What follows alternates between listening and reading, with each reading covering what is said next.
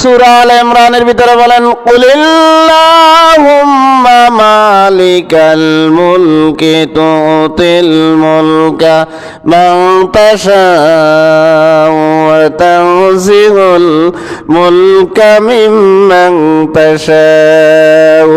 রাসূল, আপনি জগতের যারা রাষ্ট্র ক্ষমতায় আসে তাদেরকে জানিয়ে দেন, আমি আল্লাহ রাব্বুল আলামিন রাষ্ট্র ক্ষমতায় নিয়ে কাউকে সম্মানিত করি, আবার রাষ্ট্র ক্ষমতায় নিয়ে কাউকে আমি জুতার মালা দিয়ে রাষ্ট্র ক্ষমতাকে থেকে নামিয়ে দেই।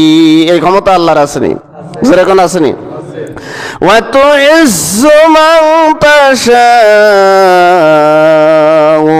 وَتُذِلُّ مَن تَشَاءُ। যাকে ইচ্ছা আমি কি দিই? ইজ্জত দিই। ইজ্জত দেওয়ার মালিক কে?